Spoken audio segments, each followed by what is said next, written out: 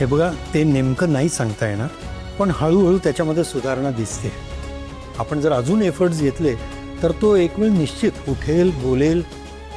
आमचे एफर्ट्स चालू आहे, तुम्ही पण प्रयत्न करत राहा. ओके.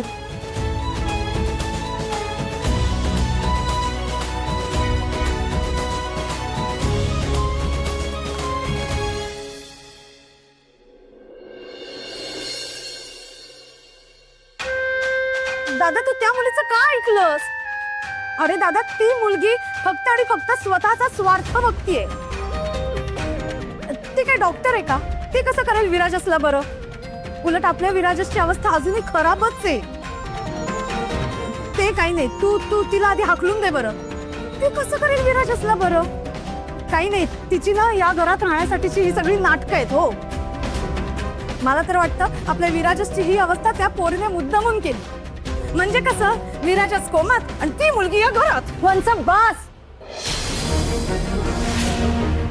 आता तुम्ही काय वाटेल ते बोलताय? हा, काय चुकीचं बोलले मी वहिनी? काय चुकीचं बोलले? आणि बेसिकली तू त्या रस्त्यावरच्या मुलीची का बाजू घेतेयस? अगं, तिच्यामुळे आज तुझा मुलगा कोमात आहे.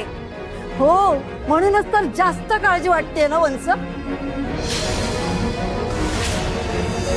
हो, ऐका ना, राधाला इथेच असू दे.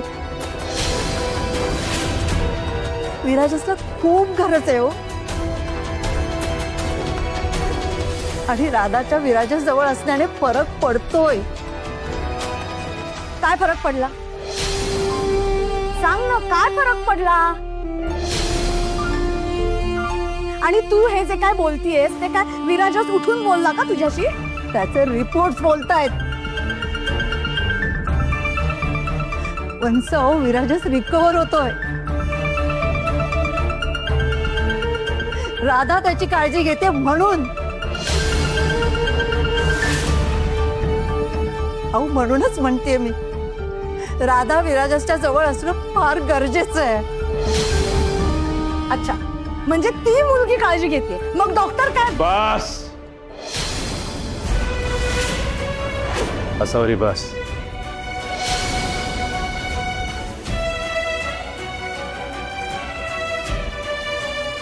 विराजसचं बरं होणं गरजेचं आहे, मग ते कोणामुळे का असेना. अशी ती मुलगी काही कामाची नाहीये. तिला कधीतरी कामी येऊ दे.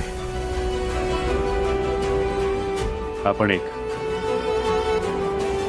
ज्या दिवशी विराजसला शुद्ध येईल तो दिवस त्या अनाथ मुलीचा या घरातला शेवटचा दिवस असेल.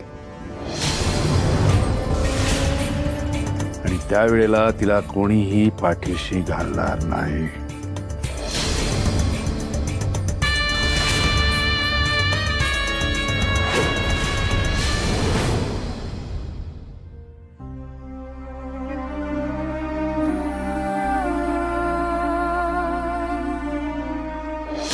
तू तेव्हाही सोबत असशील ना रे विराजस?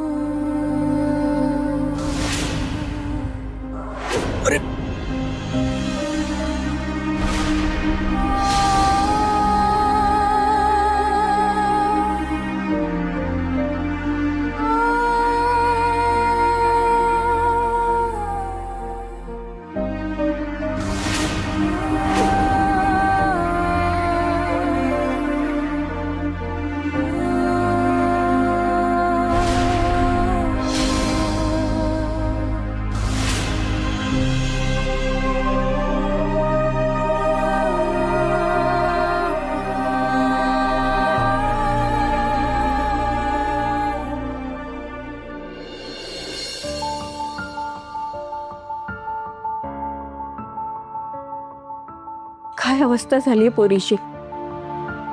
विराजसाठी जीव कासावीस झालाय तिचा.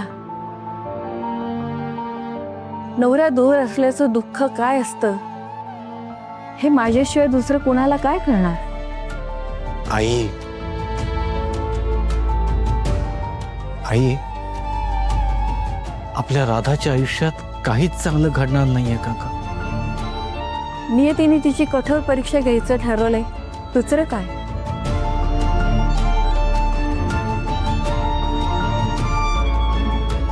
राधा, हॉस्पिटलला गेली नाहीस बाळा तू? हो, हे काय आता जातच होते मी. ते विराजसचे काही पेपर्स राहिलेत तेवढे फक्त. राधा, तुझ्या मनातलं वादळ जाणवत आहे ग बाळा. तुझी अवस्था बघवत नाही ग, म्हणून सांगते. मनातलं सगळं सांग, मोकळी हो, रीती हो. काहीच नाहीये माझ्या मनात. राधा, तुझा चेहरा सगळं स्पष्ट सांगतोय. अगं अगं अशी नको वागूस. बोल. ते बघ, तुझ्या मनात जे असेल ना ते बोल. तू जर असं मनात दाबत राहिलीस ना तर एक दिवस स्फोट होईल त्याचा. बोल राधा. राधा बोल तू. काय बोलू काका? सांगा ना, काय बोलू?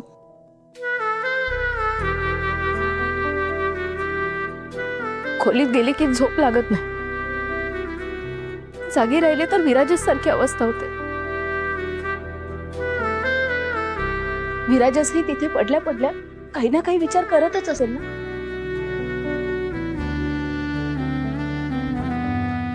त्याचा मेंदू नाही पण त्याच्या मनात काही ना काही विचार सुरूच असतील ना. तो काय विचार करत असेल ना, राहून राहून हेच माझ्या डोक्यात फिरते. म्हणजे तुझ्या मनात काय सुरू असेल असं वाटतंय तुला? रंगपंचमीच्या दिवशी त्याच्या मनात काहीतरी सुरू होतं. खूप बेचैन होता तो. त्याला मला काहीतरी सांगायचं होतं पण सांगू शकत नव्हता. कदाचित आत्ताही त्याच्या मनात तेच सुरू असेल. तो तूच विचार करत असेल का? आज बोलायचंय ना तिला. 100% माझ्यावर सोड, तू बिंदास खाली जा. मला सतत वाटतं की त्या दिवशी त्याने बोलायला हवं होतं. काय सुरू आहे त्याच्या मनात त्याने मला सांगायला हवं होतं आजी. त्याने ते सांगितलं असतं तर कदाचित हे असं काही घडलंच नसतं. आजी, त्याच्या मनात जे आहे ते कधी ना कधी त्याच्या ओठावर येईल ना. हो, येईलच. त्याच्या मनातलं नक्कीच ओठावर येईल.